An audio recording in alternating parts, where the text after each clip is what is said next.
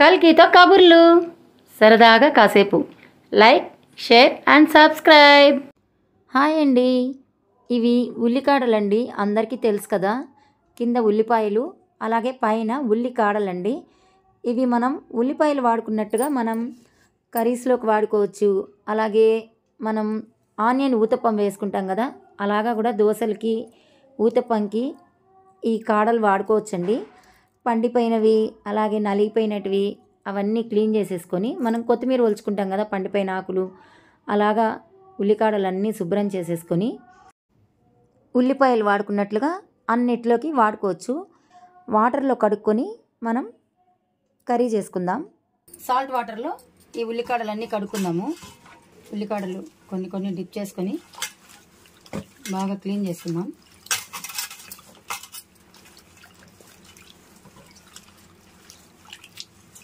ఉల్లికాడలు చాలా బాగుంటాయండి, ఘాటుగా ఉంటాయి. మనము కింద ఉన్న వైట్ పార్ట్లో ఉన్న ఎర్రగడ్డలన్నీ సాంబార్కి వాడుకోవచ్చు. ఇవి తాలింపు చేసుకోవచ్చు. మనము ఊతప్పంలో ఉల్లిపాయలు వేసుకుంటాం కదా, ఆ ఉల్లిపాయల ప్లేస్లో ఈ కాడలు కూడా వేసుకోవచ్చు. ఇలాగ మనం ఉల్లికాడలన్నీ క్లీన్ చేసుకొని ఒక వడబుట్టలో వేసుకోవాలి. నీళ్ళన్నీ ఉడికిపోయేటట్టుగా వేసుకోవాలి. నీళ్ళు ఉడికిన తర్వాత దీన్ని కట్ చేసుకుందాం. ఇలాగ మనం సన్న ముక్కలుగా కట్ చేసుకుందాం. మన ఇష్టం అండి, కత్తితో కానీ కట్ చేసుకోవచ్చు, లేకపోతే ఇలాగా సీజర్తో కూడా కట్ చేసుకోవచ్చు. సన్నగా ముక్కలు వేసుకున్నామంటే కనుక ఆనియన్ దోశలాగా ఉల్లికాడల దోశ చాలా బాగుంటుందండి. పచ్చిమిర్చి, అల్లం ముక్కలు, ఉల్లికాడలు అన్నీ వేసుకొని ఊతప్పం వేసుకోవచ్చు, కర్రీ చేసుకోవచ్చు. ఇలాగా మనం 3 లేకపోతే 4 మన చేతికి అందినంత పెట్టేసుకొని ఇలాగా మనం అన్ని కట్ చేసుకొని సిద్ధం చేసుకుందాం. నేనైతే ఉల్లికాడలు, కొత్తిమీర ఇలాంటివన్నీ సీజర్తోనే కట్ చేసుకుంటానండి. మన ఇష్టం, మనకి ఎలా అలవాటు ఉంటే అలాగా కట్ చేసుకోవచ్చు. ఇలాగా సన్న ముక్కలుగా చేసుకోవాలి. అన్నీ మనం ఇలాగా కట్ చేసుకుందాం. ఇవైతే మాత్రం సాంబార్లో వాడుకోవచ్చు. ఉల్లికాడలు, పచ్చిమిర్చి, పెసరపప్పుతో మనం కర్రీ చేసుకోవచ్చండి. కొంతమంది దీంతో పచ్చడి కూడా చేస్తారు. ఉల్లిపాయ, టమోటో, పచ్చిమిర్చి అన్నీ వేసి పచ్చడి కూడా చేసుకోవచ్చు. ఇప్పుడు మనం కర్రీ కోసం ఉల్లికాడలన్నీ కట్ చేసుకునేద్దాం. చివర్ల వరకు కట్ చేసుకోకుండా ఈ గడ్డ ఉంటుంది కదా, కింద ఎర్రగడ్డ ఉంటుంది కదా, ఈ చివర్ల వరకు కట్ చేయకుండా ఇంతవరకు ఉంచుకొని వీటిని సాంబార్లో వాడుకుందాం. అంతే, ఇలాగా మనం ఉల్లికాడలన్నీ కట్ చేసుకునేసి సిద్ధం చేసుకోవాలి. ఉల్లికాడలు పెసరపప్పు ఫ్రై కోసం అరగంట ముందు పెసరపప్పుని బాగా కడిగేసి అరగంట తర్వాత నీళ్లు లేకుండా వంపేసుకొని సిద్ధం చేసుకోవాలండి. పచ్చిమిర్చిని పొడవుగా చీలికలుగా కట్ చేసి పెట్టుకోవాలి. అలాగే కరివేపాకు సిద్ధం చేసుకోవాలి. స్టవ్ వెలిగించుకొని బాండలు పెట్టి బాండలు బాగా కాగిన తర్వాత 2 నుంచి 3 స్పూన్లు ఆయిల్ వేసుకోవాలి. 2 ముక్కలు ఎండుమిర్చి. ఇప్పుడు మనం ఇందులో 1 స్పూన్ ఆవాలు, కాస్త జీలకర్ర, మినపప్పు, శనగపప్పు వేసుకొని బాగా వేపుకోవాలి. చూడండి, మినపప్పు, శనగపప్పు, ఆవాలు, జీలకర్ర వేగిపోయిన తర్వాత కరివేపాకు వేసేస్తున్నాం.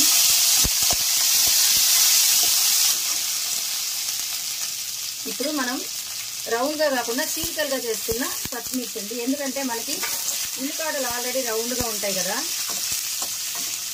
పచ్చిమిర్చి కూడా రౌండ్గా వేసుకుంటే కారం తెలుస్తుందండి, చిన్నపిల్లలు తినలేరు. కాబట్టి ఇలా పొడవుగా వేసుకున్నామంటే కనుక కావాల్సిన వాళ్ళు తినొచ్చు, వద్దు అనుకున్న వాళ్ళు పచ్చిమిర్చి తీసేయచ్చు. ఇందులో మనం చిటికెడు పసుపు వేసుకుందాం. ఇప్పుడు వేగిన తర్వాత మనం ముందే ఒక ½ అవర్ ముందు కడిగి నానబెట్టుకున్నామండి పెసరపప్పు. ఆ పెసరపప్పు వేసుకొని ఇప్పుడు ఆయిల్లో బాగా వేపుకుందాం. ఈ ఉల్లికాడల కర్రీ చాలా కమ్మగా ఉంటుందండి. పెసరపప్పులోని కమ్మదనం, ఉల్లిపాయల ఫ్లేవరు చాలా బాగుంటుందండి. ఇలాగా మనం నానబెట్టుకున్న పెసరపప్పు, పచ్చిమిర్చి కొద్దిగా వేగిన తర్వాత ఇప్పుడు ఉల్లికాడలన్నీ వేసేసుకుందాం. ఇలాగ మనం పెసరపప్పులో ఉల్లికాడలు బాగా వేపేసుకుని సిమ్లో పెట్టేసుకుందామండి. ఇప్పుడు మనం ఇలాగ కలిపేసుకున్నాక పూర్తిగా మంట తగ్గించేసి సిమ్లోనే ఉడికించుకుందాం. ఉల్లికాడల తడికి పెసరపప్పు ఆల్రెడీ నానబెట్టుకున్నాం కాబట్టి బాగా ఉడికిపోతుందండి. మూత పెట్టుకొని కాసేపు సిమ్లోనే ఉడికించుకుందాం. చూసారండి, పెసరపప్పు ఉల్లికాడలు బాగా ఉడుకుతున్నాయి. మనకి అడుగంటుతుంది అన్న డౌట్ ఉంటే గనక కొద్దిగా ఒక 4 చెంచాలంత వాటర్ వేసుకోవాలండి. వాటర్ వేసుకొని ఇందులో మనం మళ్ళీ మూత పెట్టేసుకొని ఒక 2 మినిట్స్ సిమ్లోనే మగ్గించుకుందాం. ఇదిగోండి, మనము కొద్దిగా వాటర్ వేసుకున్నాం కదా, ఆ వాటర్ అన్ని అయిపోయాయి. చూసారా, పెసరపప్పు కూడా బాగా నీళ్ళన్నీ పీల్చుకొని ఉడికిపోయింది.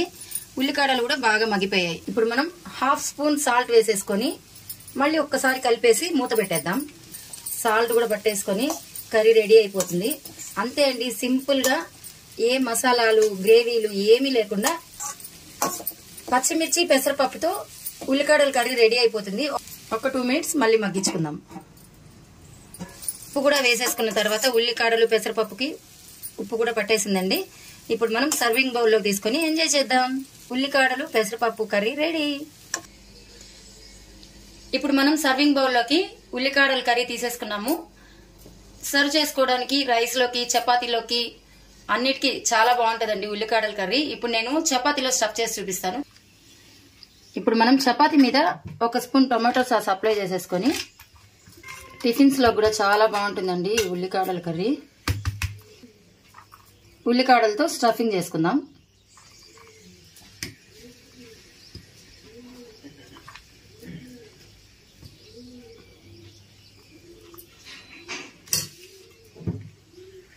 అంతే అండి, ఉల్లికాడలతో ఇలా స్టఫింగ్ చేసుకొని చపాతీ రోల్స్ కనుక తిన్నామంటే చాలా టేస్టీగా ఉంటుంది. చిన్నపిల్లలకి పెద్దవాళ్ళకి ఎప్పుడైనా స్నాక్స్కి కానీ బ్రేక్ఫాస్ట్కి కానీ ఆల్ టైమ్ ఫేవరెట్ ఫుడ్ అండి. ఉల్లికాడలు మరియు పెసరపప్పు ఫ్రైతో చపాతీ రోల్ రెడీ. చూసారండి, ఇప్పుడు మనం ఉల్లికాడలు పెసరపప్పుతో కర్రీ చేసుకున్నాం కదా, కొద్దిగా పక్కకు తీసి పెట్టుకునేసి సర్వింగ్ బౌల్లోకి మనం రెడీ చేసుకున్న కర్రీలో రైస్ వేసుకొని 1 స్పూన్ నెయ్యి వేసుకొని కలిపేసుకున్నామంటే కనుక చాలా టేస్టీగా ఉంటుంది. అలాగే సీజనల్ ఫుడ్ కూడా లంచ్ బాక్స్ రెసిపీకి కూడా ఉల్లికాడల రైస్ వాడుకోవచ్చు. చాలా బాగుంటుంది, చాలా టేస్టీగా అలాగే హెల్తీగా సీజనల్ రెసిపీ రెడీ.